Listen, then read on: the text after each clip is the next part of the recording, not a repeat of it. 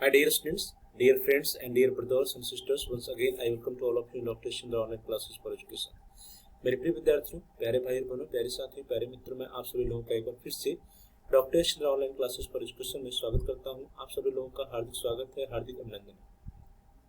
प्रिय विद्यार्थियों, उत्तर प्रदेश सरकार छात्रवृत्ति एवं शुल्क प्रतिपूर्ति योजना सत्र 2024-25 के लिए सरकार के द्वारा समय सारणी जारी कर दी गई है। इस वीडियो के अंतर्गत हम लोग बात करेंगे कक्षा 9 और 10 पूर्व दसम के जो भी विद्यार्थी हैं, जो माइनॉरिटी कैटेगरी के या अल्पसंख्यक वर्ग के विद्यार्थी हैं, उनके लिए जो समय सारणी है वो क्या है, और साथ ही साथ जब भी आप ऑनलाइन फॉर्म भर रहे होंगे तो आपको कौन कौन सी सावधानियां बरतनी चाहिए, इसी के बारे में हम लोग इस वीडियो में चर्चा करेंगे।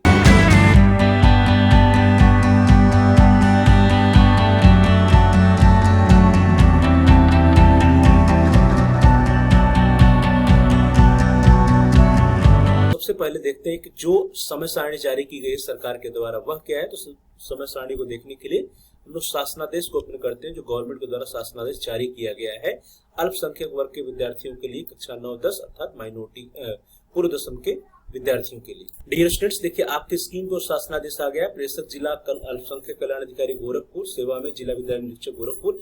ये गोरखपुर का लेटर है, लेकिन सभी के लिए मान्य हो जाएगा कि अल्पसंख्यक वर्ग के लिए। आप इसको देखिए, आगे बढ़ते हैं हम लोग। इसमें देखिए, प्रेषक निदेशक अल्पसंख्यक कल्याण उत्तर प्रदेश 620 इंदिरा भवन लखनऊ, सेवा में समस्त जिला अल्पसंख्यक कल्याण अधिकारी उत्तर प्रदेश। ठीक है, ये लेटर है। हम लोग बात करें समय सारणी की। जो समय सारणी जारी की गई उसके अनुसार आप लोगों को कब फॉर्म भरना है, क्या करना, वो देखिए।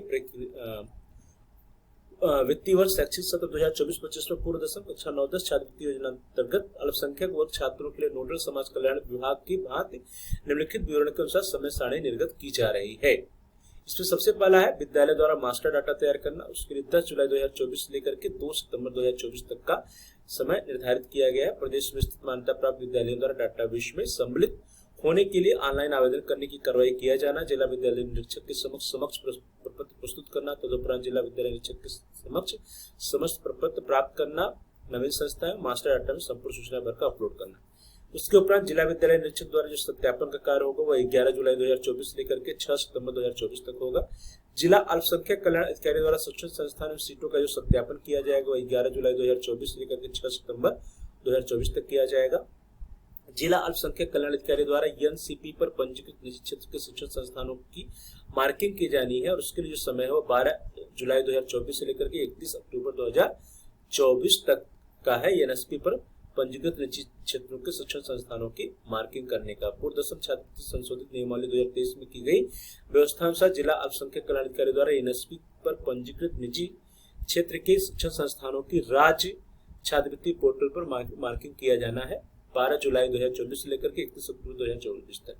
पीएफएमएस पर छात्रों का वैलिडेशन जो होगा वह 19 नवंबर 2024 से लेकर के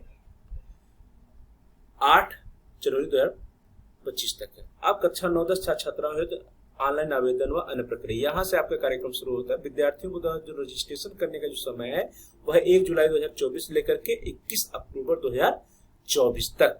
विद्यार्थियों द्वारा ऑनलाइन आवेदन, छात्र छात्राओं द्वारा ऑनलाइन आवेदन किया जाना 10 जुलाई 2024 से लेकर के 31 अक्टूबर 2024 तक। ध्यान दीजिए, यहाँ पे जो ऑनलाइन करने की अंतिम तिथि है वो क्या है, 31 अक्टूबर 2024 है।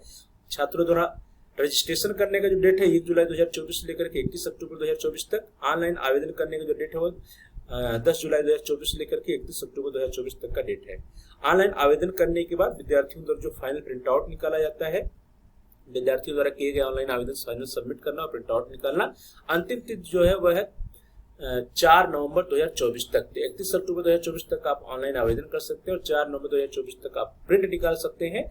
हार्ड कॉपी के साथ विद्यार्थियों द्वारा वांछित संलग्नकों सहित विद्यालय में जमा किया जाना। अर्थात जो आप हार्ड कॉपी निकालेंगे ऑनलाइन आवेदन पत्र की, उसके साथ सारे डॉक्यूमेंट्स लगा करके अपने संस्थान में जमा करना है। और जमा करने की जो अंतिम तिथि है वो क्या है, 8 नवंबर 2024 है। तो 8 नवंबर 2024 तक आप अनिवार्य रूप से अपने संस्थान में अपने ऑनलाइन आवेदन पत्र को जमा कर देंगे। इसके उपरांत विद्यालय द्वारा आवेदन पत्र को ऑनलाइन सत्यापित किया जाता है, अग्रसारित किया जाता है।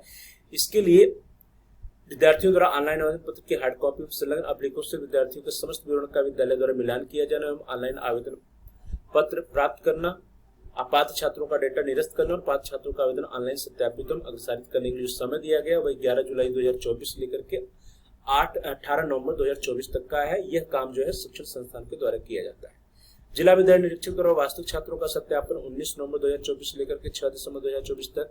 एनआईसी द्वारा स्क्रूटनी 19 नवंबर 2024 से लेकर के 28 नवंबर 2024 तक। त्रुटिपूर्ण आवेदनों को छात्रों के स्तर से सही करना 29 नवंबर 2024 से लेकर के 5 दिसंबर 2024 तक।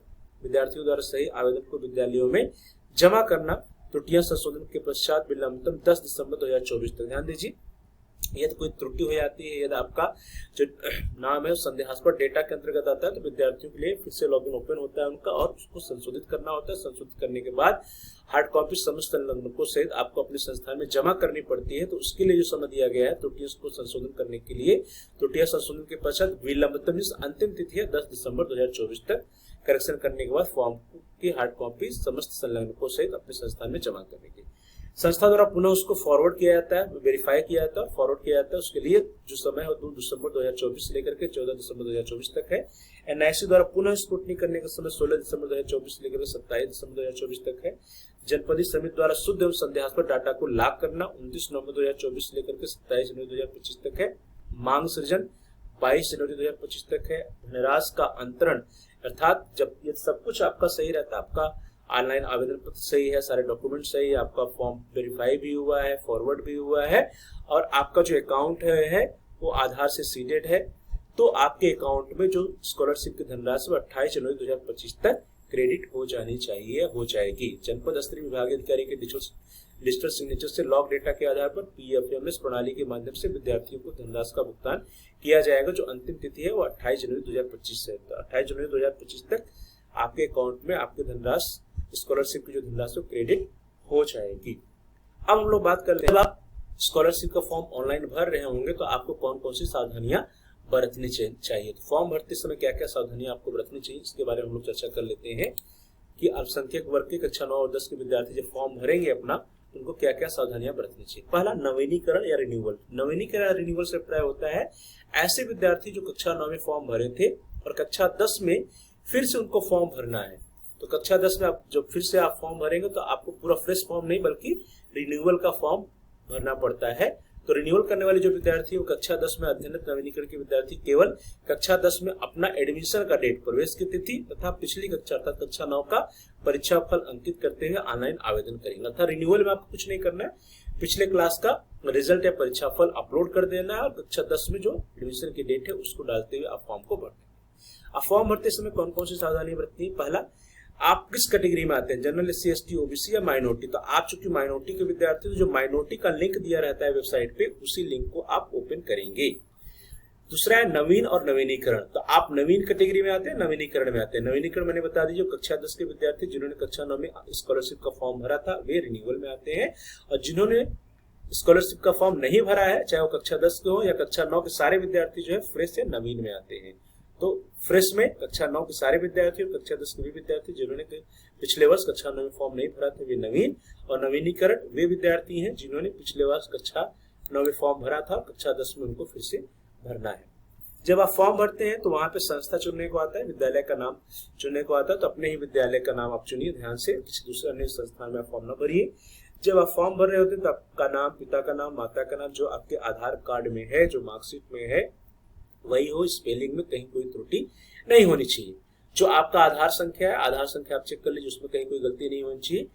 अब जो आय प्रमाण पत्र आपको बनाना है, ध्यान दीजिए, आय प्रमाण पत्र आपके पिताजी के नाम से बनेगा, या अगर पिताजी जीवित नहीं तो माताजी के नाम से बनेगा। अगर माताजी भी जीवित नहीं है तो उस अभिभावक के नाम से बनेगा जो अभिभावक आपकी देखभाल कर रहा है, जो आपको पढ़ा रहा है, जो आपका खर्च उठा रहा है। तो आय प्रमाण पत्र उसके नाम से बनेगा। किसी भी सूरत में विद्यार्थी के नाम का आय प्रमाण पत्र मान्य नहीं होगा। तो पहला आय। अब आय प्रमाण पत्र, जात प्रमाण पत्र और निवास प्रमाण पत्र जो कुछ भी है, इसको जब आप इसका डिटेल्स भरते हैं तो उसमें देखिए 3 चीजें होती है। एक होता है आवेदन संख्या, दूसरा होता है प्रमाण पत्र संख्या और तीसरा होता है जारी करने की तिथि। इन तीनों को आप चेक कर लीजिए कि आवेदन संख्या, प्रमाण पत्र संख्या और जारी करने की तिथि सही है या नहीं। नेक्स्ट है बैंक खाता संख्या। जो आप बैंक अकाउंट नंबर देते हैं वो बैंक अकाउंट नंबर आपका आधार से लिंक होना चाहिए, आधार सीडेड होना चाहिए।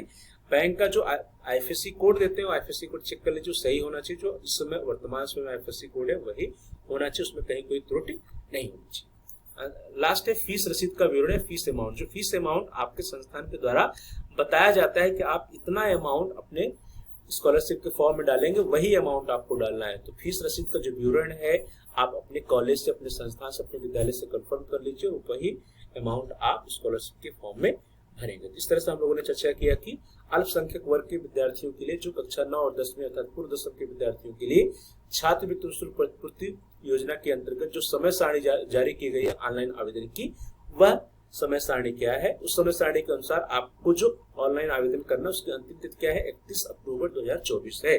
तो 31 अक्टूबर 2024 के पूर्व आप अनिवार्य रूप से अपना ऑनलाइन आवेदन पत्र जमा कर दें और उसकी हार्ड कॉपी निकाल के अपने संस्था में समस्त संलग्नकों के साथ जमा कर दें। तो डियर स्टूडेंट्स, इस तरह से हम लोगों ने इसके बारे में विस्तृत रूप से चर्चा किया। आप सभी लोगों का बहुत बहुत धन्यवाद। Please like, share and comment on the video. इस वीडियो को आप लाइक करिए, इस वीडियो को अधिक से अधिक अपने मित्रों के साथ शेयर करिए और इस वीडियो पे आप कमेंट्स भी कर सकते हैं। और साथ साथ यदि अभी तक आपने चैनल को सब्सक्राइब नहीं किया तो कृपया आप चैनल को सब्सक्राइब कर लीजिए और जहां पर सब्सक्राइब लिखा है उसके बगल में बेल का आइकन, उस बेल का आइकन प्रेस कीजिए। उसको दबाने कुछ ऑप्शन आते हैं, उसमें से आप ऑल के ऑप्शन को सेलेक्ट कर लीजिए। इससे यह होगा कि जितने भी नए वीडियो जाएंगे उसकी नोटिफिकेशन की सूचना आपको समय से मिल जाएगी। Dear students, please like, share and comment on the video, also subscribe the channel and press the bell icon all. आप सभी लोगों का बहुत बहुत धन्यवाद।